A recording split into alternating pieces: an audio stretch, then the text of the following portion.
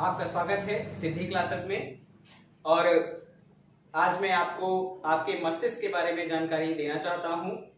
तो आप कॉपी और पेन को उठा लीजिए और निकल पड़िए मस्तिष्क को जानने के लिए। ज्यादा टाइम खराब नहीं करूंगा। जानता हूं परिवार छोटा है यूट्यूब के क्षेत्र में, लेकिन ये परिवार धीरे धीरे बढ़ता रहेगा। जानकारियां जैसे बढ़ती रहेंगी हमारा परिवार भी बढ़ता रहेगा। बस जिम्मेदारियां आप पे हैं। आप देखिए, शेयर करिए, लोगों को बांटिए और उनके ज्ञान को बढ़ाते रहिए। तो मैं ज्यादा टाइम आपका खराब नहीं करूंगा और मैं डायरेक्ट आपको पढ़ाना शुरू करता हूं। मैं आपको बताने वाला हूं आज मस्तिष्क के बारे में।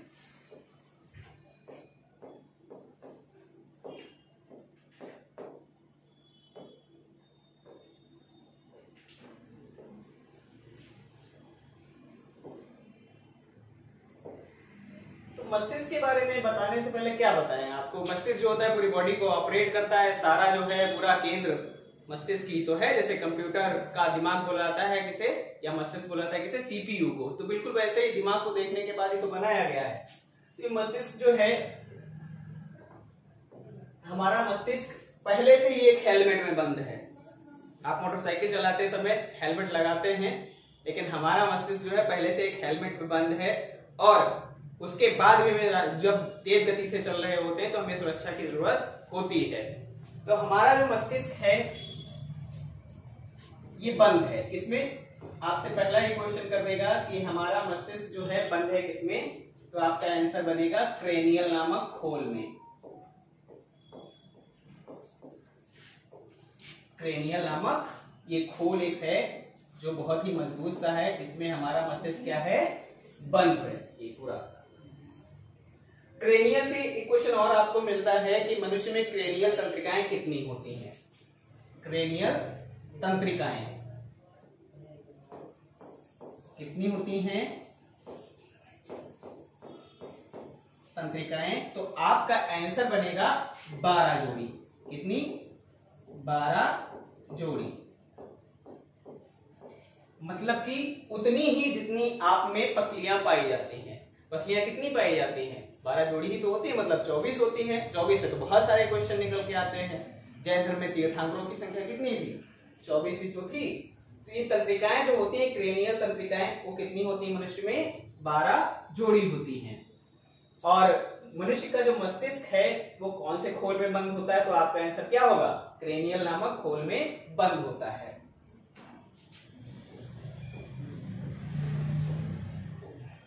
वजन की बात करें तो हमारा मस्तिष्क जो है इसका वजन होता है 1350 से 1400 ग्राम तक। कितना? 1350 से 1450 ग्राम।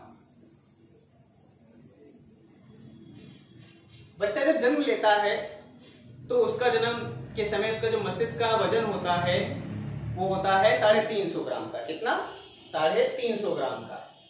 और वो उतना ही होता है कि पूरी शारीरिक क्रियाओं को नियंत्रित कर सके। धीरे धीरे हमारी जानकारियां बढ़ती जाती हैं, हमारे मस्तिष्क में सूचनाएं इकट्ठा होती रहती हैं और हमारे दिमाग का वजन कितना हो जाता है?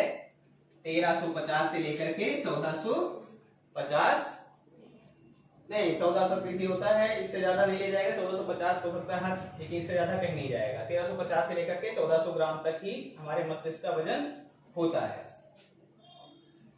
अब बात ये आती है कि मस्तिष्क भोजन के रूप में क्या ग्रहण करता होगा, या मस्तिष्क ऑपरेट कैसे करता है। तो यहां पे आप ध्यान रखेंगे,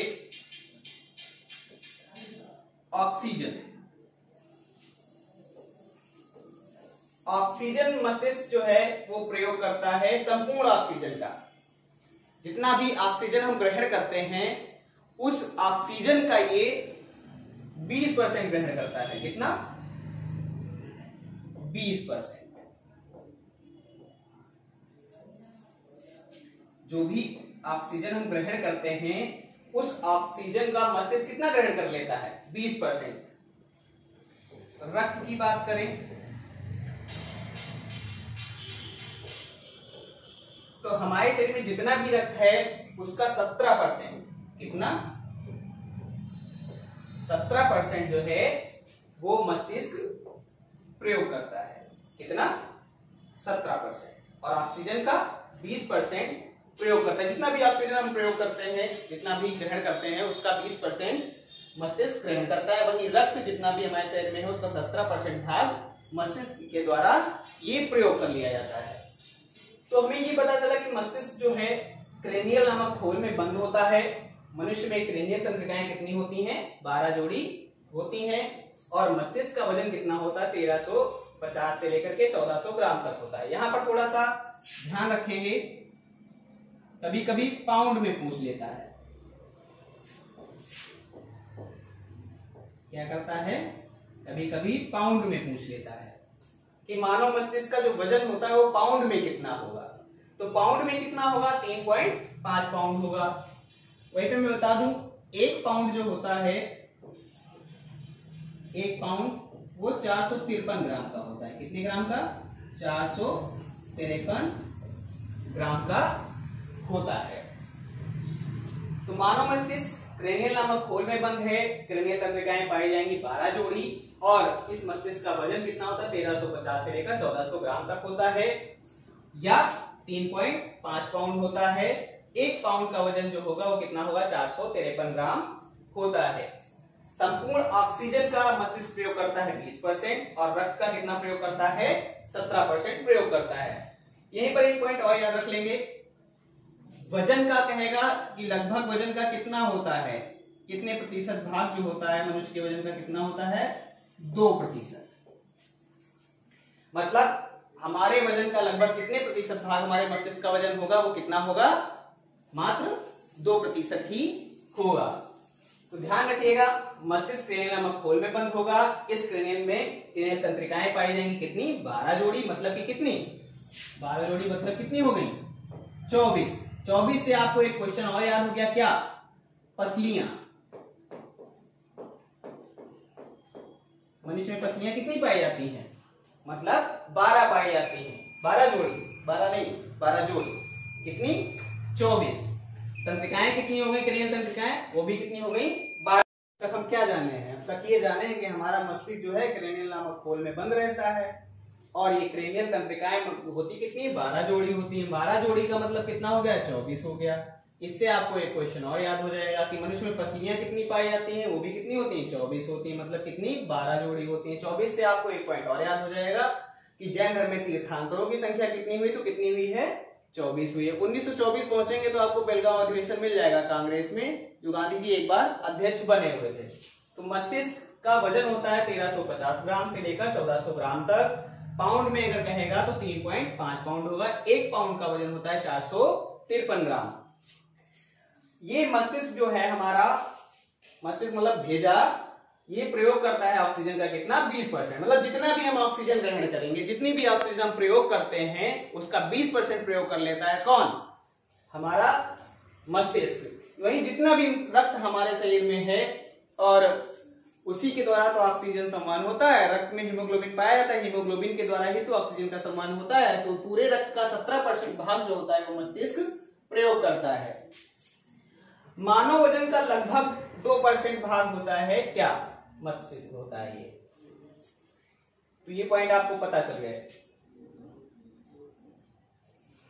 क्वेश्चन आता है, मानव का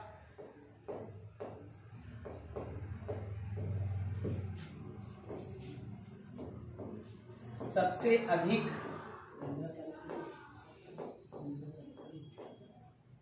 चर्बी वाला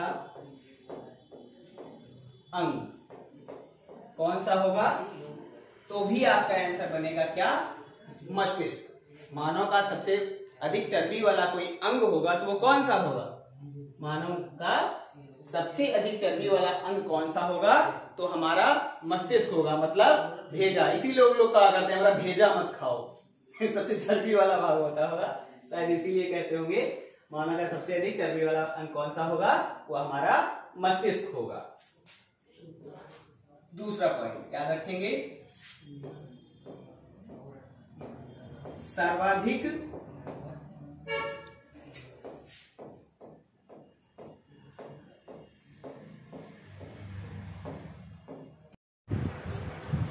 तो हमारा मस्तिष्क जो है 3 भागों में बटा हुआ होता है। अग्र, मध्य और पश्चिमी। तो हमारा जो अग्र मस्तिष्क का भाग है, इसमें सबसे विकसित जो अगर कोई है तो सेरेब्रम, इसको प्रमस्तिष्क भी कहता है। क्या कहता है? प्रमस्तिष्क। क्वेश्चन आपसे पूछेगा कि मानव मस्तिष्क का सबसे विकसित भाग कौन सा है, तो आपका आंसर क्या बनेगा? सेरेब्रम मतलब प्रमस्तिष्क। इसने पूरे मस्तिष्क का 2/3 भाग घेर रखा है। कितना? 2/3 भाग जो है वो सब घेर रखा है किसने? सेरेब्रम, प्रमस्तिष्क ने। देखिए यही विकसित हो गया ये फ्रंटल वाला, तभी हम आदिमानव से इंसान बन पाए हैं, वरना आज भी हम 4 पैरों पे चल रहे होते। तो मानव का सबसे मस्तिष्क का सबसे विकसित भाग होगा सेरेब्रम। कितना भाग घेर रखे हैं? 2/3 भाग। अब देखिए ये विकसित हुआ तो इसमें क्या इकट्ठा हुआ है? ज्ञान इकट्ठा हुआ है, बुद्धि एकत्रित हो गई है इसी में। ज्ञान बुद्धि होगी तभी तो वाणी होगी। बिना ज्ञान और बुद्धि के वाणी तो हो ही नहीं सकती, होगी तो निरर्थक होगी। तो ज्ञान, वाणी, बुद्धि, इनका केंद्र कहां पे होता है? आपके प्रमस्तिष्क मतलब कि सेरेब्रम में। तो ध्यान रखेंगे इसको, मानव का सबसे जो मस्तिष्क का सबसे विकसित भाग है वो कौन सा हो गया? वो सेरेब्रम होगा। प्रमस्तिष्क को कहा जाएगा। कितना घेरे हुए भाग? 2/3 भाग हो जाएगा। बिल्कुल वैसे ही जैसे कि आपको याद रखना पड़ता है थोड़ा सा कि जो सबसे बड़ा डेल्टा है सुंदरवन का डेल्टा, वो बांग्लादेश में कितना है? 2/3 भाग है। ऐसे ही प्रमस्तिष्क जो है वो पूरे मस्तिष्क का घेरे हुए कितना? 2/3 भाग। और ये केंद्र किसका है? ज्ञान, बुद्धि और वाणी का ये केंद्र होता है। यही तो विकसित हो गया तो हम विकसित हो पाए हैं। देखो मैं आपसे भाषागत रूप से बातें कर पा रहा हूं और आप इसे समझ पा रहे हैं। तो ये समझ भी कहां पे है? ये सब सेरेब्रम में ही एकत्रित है। डाइएन्सेफेलाल इसी अग्र मस्तिष्क का ही भाग है। ध्यान रखेंगे क्या? डाइएन्सेफेलाल जो है वो भी अग्र मस्तिष्क का भाग है और ये 2 भागों में बांटा गया है। क्या? थैलमस और हाइपोथैलेमस में। अब देखिए थैलमस के बारे में हम जान लेते हैं। थैलमस के बारे में ज्यादा कुछ नहीं पढ़ना है आपको, बस थोड़ा सा याद रख लेना है दर्द को, गर्म को और ठंडा को।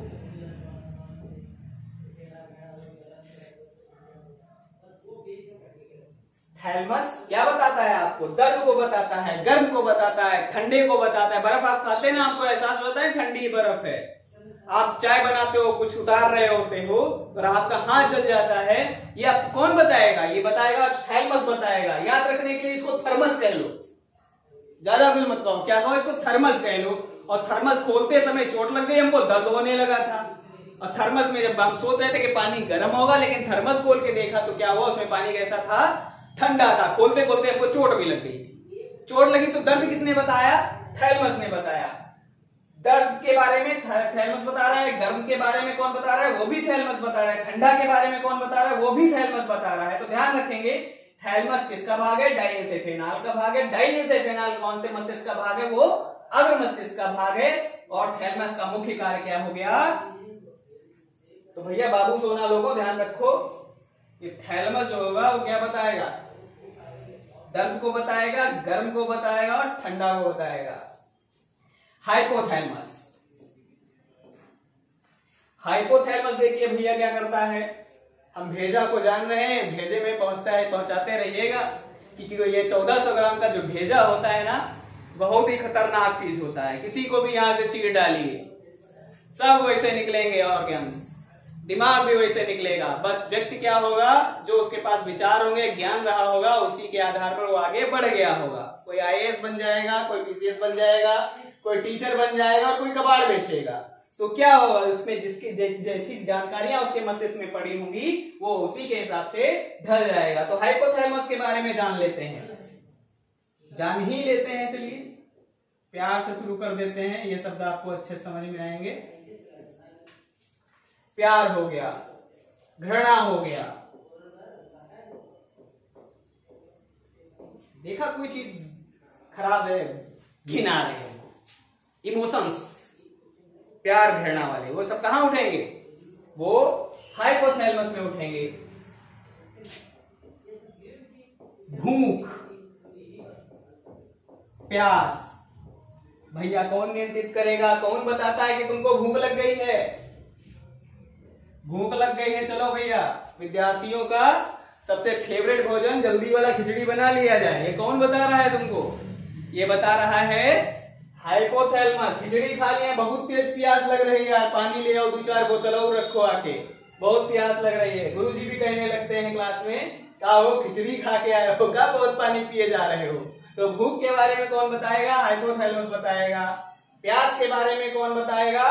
हाइपोथैलेमस बताएगा। प्यार घृणा वाले जो आप में इमोशंस उठते हैं वो आपको कौन बता रहा है? वो भी बता रहा है हमारा कौन? हाइपोथैलेमस ही बता रहा है।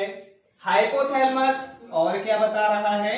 हाइपोथैलेमस कह रहा है कि हम आपकी अंतरास्रावी ग्रंथियों को नियंत्रित करते हैं। अंतरास्रावी ग्रंथियों को नियंत्रित करता है। कौन करता है? तो मामा तो नहीं करते होंगे, वो कौन करेगा? हाइपोथैलेमस करेगा। तो अंतरास्रावी ग्रंथियों को नियंत्रित कौन करेगा? हाइपोथैलेमस करेगा। ध्यान रखेंगे इसी हाइपोथैलेमस में एक ग्रंथि होती है छोटी सी, जो मानव शरीर की सबसे छोटी अंतरास्रावी ग्रंथि होती है, जिसका नाम होता है पिट्यूटरी ग्रंथि, पीयूष ग्रंथि या मास्टर ग्रंथि कहा जाता है। उसे मास्टर ग्रंथि इसीलिए कहा जाता है क्योंकि वो सभी अंतरास्रावी ग्रंथियों को क्या करता है? नियंत्रित करता है। इसलिए उसको क्या बोलते हैं? मास्टर ग्रंथि, पीयूष ग्रंथि या पिट्यूटरी ग्रंथि कहते हैं। इसी से क्वेश्चन आपसे तोड़ देगा, आपसे कहेगा कि पिट्यूटरी ग्रंथि या पीयूष ग्रंथि कहां पाई जाती है? तो आपका आंसर क्या होगा? मस्तिष्क में। थोड़ा और डीपली जाएगा, आपसे पूछेगा मस्तिष्क में कहां पाई जाती है, तो आपका आंसर क्या बन जाएगा? आपको फटाक से याद आएगा क्या? हाइपोथैलेमस। तो ध्यान रखेंगे कि मस्तिष्क 3 भागों में बटा है। अग्र भाग में बटा हुआ था सेरेब्रम, डाइएन्सेफेलाल। सेरेब्रम क्या है? प्रमस्तिष्क उसको कहा जाता है, जो सबसे विकसित भाग है। और डाइएन्सेफेलाल क्या हो गया? ये 2 भागों में बटा हुआ है, थैलेमस और हाइपोथैलेमस में। थैलेमस को थर्मस कह के याद करिए कि थर्मस खोल रहे थे, चोट लग गई तो हमको दर्द भी बता रहा था। थर्मस खोला, हम सोचते थे ठंडा पानी होगा, लेकिन खोला तो वो गर्म थर्मस वाला पानी था, उसमें गर्म ठंडा और दर्द के बारे में बता रहा है कौन? थैलेमस। हाइपोथैलेमस क्या कर रहा है? आपको इमोशंस के लिए जिम्मेदार होगा। प्यार घृणा के बारे में आपको बताएगा। भूख प्यास के बारे में कौन बताएगा? वो हाइपोथैलेमस बताएगा। रक्तदाब,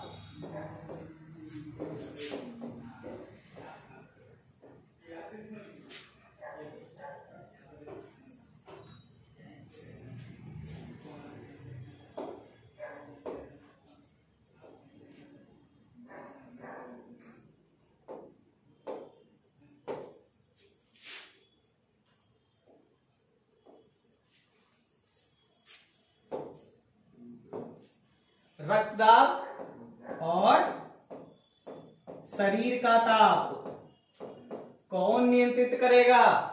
बताइए भाई, कौन करेगा? हाइपोथैलेमस करेगा। और कौन करेगा? रक्तदाब क्या? जो धमनियों में खून चला करता है, जो मापा जाता है स्फेग्मोमेनोमीटर के द्वारा, 120/80 सिस्टोलिक और डायस्टोलिक में होता है। तो ध्यान रखेंगे, ये भी नियंत्रित कौन करेगा? ये हाइपोथैलेमस ही करेगा। शरीर का ताप, स्वस्थ मनुष्य का शारीरिक ताप कितना होता है? 36.9 डिग्री सेल्सियस या 37 डिग्री सेल्सियस होता है। फारेनहाइट पैमाने पे कितना हो जाता है? 98.4 से 98.7 तक होता है। फिर भी डॉक्टर आपको 102 डिग्री बुखार करा देते हैं। अरे 100 डिग्री पे तो पानी खोल जाता है महाराज, वो फारेनहाइट में होता है, कोई डिग्री बताने लगता है। तो शरीर का ताप कौन नियंत्रित करेगा? वो हाइपोथैलेमस करेगा। रक्तदाब को नियंत्रित करेगा तो कौन करेगा? हाइपोथैलेमस करेगा। हाइपोथैलेमस में ही पिट्यूटरी ग्रंथि, मास्टर ग्रंथि, पीयूष ग्रंथि होगी, जो सभी अंतरास्रावी ग्रंथियों को नियंत्रित करती है। तो क्वेश्चन अगर आपसे करता है कि पिट्यूटरी ग्रंथि कहां पाई जाती, तो आपका आंसर क्या बनेगा? मस्तिष्क बनेगा। कार्पोरा कार्डियजेमिना को जान लेते हैं। इसमें तो कुछ ज्यादा जानने नहीं है आपको, बस इतना सोच लीजिए कि ये आपकी आंख है। क्या है? आंख और कान हैं। कौन? कार्पोरा कार्डिजेमना। हमारे देखने और सुनने की क्रियाओं को कौन नियंत्रित करेगा? तो कार्पोरा कार्डिजेमना हो जाएगा। क्या हो जाएगा? कार्पोरा कार्डिजेमना। आंख और कान का काम करते हैं। अब देखिए, सोचिए थोड़ा सा कि हम देख कहीं और से मस्तिष्क हमको दिखा रहा है, सुनने की क्रियाओं को कोई और नियंत्रित करा रहा है, तब जाकर के पूरा मस्तिष्क बनता है। तो मध्य मस्तिष्क में कार्पोरा कार्डिजेमना का कार्य क्या कर दिया गया है? आंख और कान। देखो भैया, तुम्हारे पास दो ही काम है, देखने और सुनने का। बाकी बोलने का काम तो हमारे पास यहाँ सेरेब्रम को दे रखा है, ज्ञान, बुद्धि, वाणी और स्मृति। स्मृति मतलब याददाश्त। और जो भूल जाते हैं उनमें रोग कौन सा हो जाता है? एमनीशिया हो जाता है, इंग्लिश में उसको बोला जाता है। तो कार्पोरा कार्डिजेमना हमारे आंख और कान हो जाएंगे। सेरिब्रल पेंडिकल, इसको भी यहीं ले आते हैं, बहुत ज्यादा नहीं है इसमें, हम इसी को पूरा इसी में ही पढ़ डालेंगे। सेरिब्रल पेंडिकल का काम है मेरुरज्जु को जोड़ना।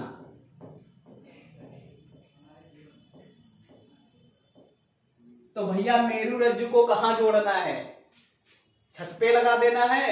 नहीं लगाना। ये मेरुरज्जु की बात कर रहा हूं। पीछे रीढ़ की हड्डी जो है मस्तिष्क में आकर के मिली है, तो कहां मिली है?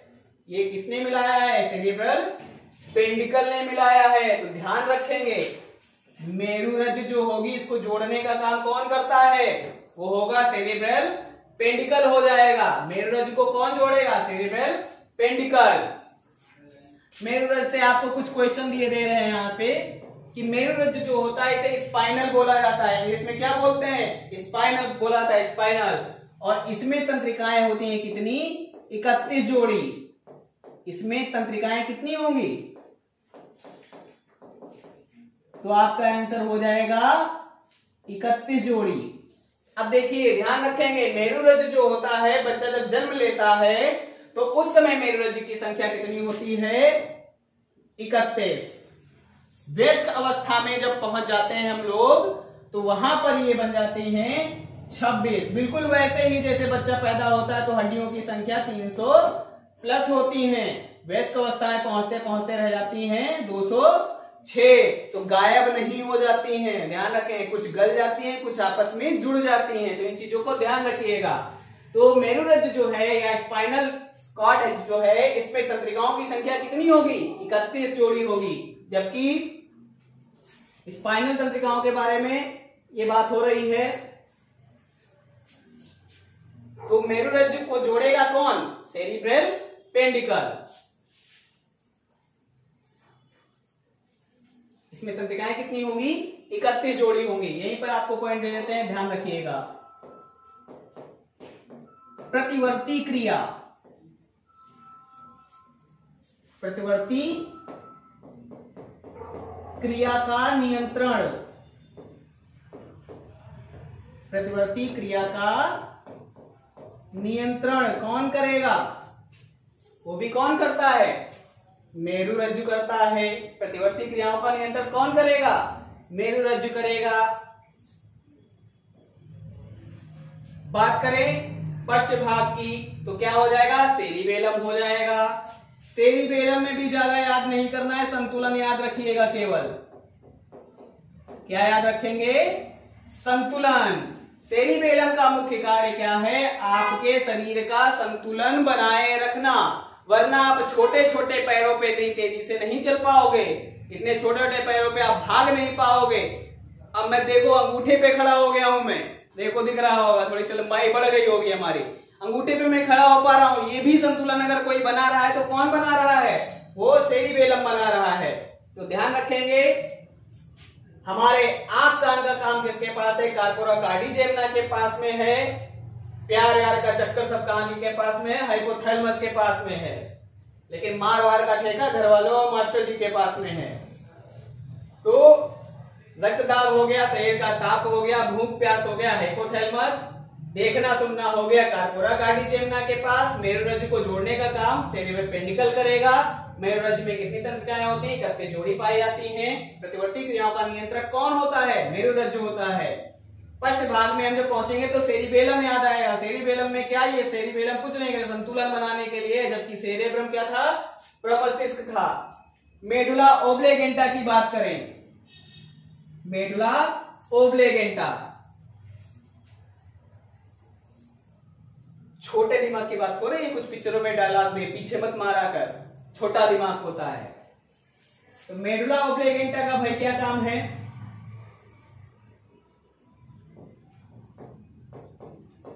श्वसन, सांसों का चलना, दिल का धड़कना, वो वाला नहीं।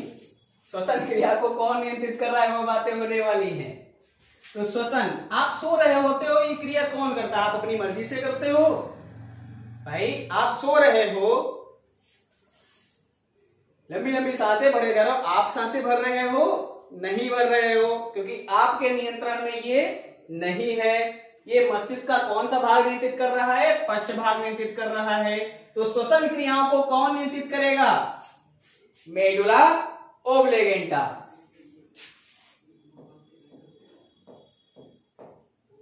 धड़कन, तुम दिल की धड़कन में रहते हो, इससे जल्दी समझ में आएगा तुमको। तो हृदय की धड़कन वो भी जो होगी वो कौन नियंत्रित करेगा? वो मेडुला ओब्लेगेंटा के द्वारा ही होता है। किसके द्वारा? मेडुला ओब्लेगेंटा के द्वारा।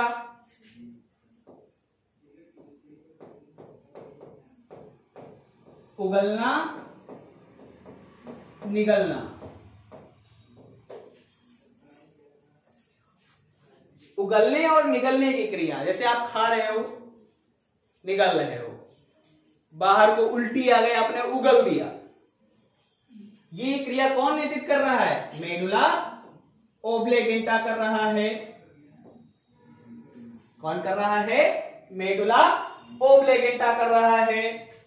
तो मस्तिष्क के बारे में हमने पढ़ा, मतलब भेजा के बारे में पढ़ा, और बहुत कुछ भेजने की कोशिश करी आपके भेजे में।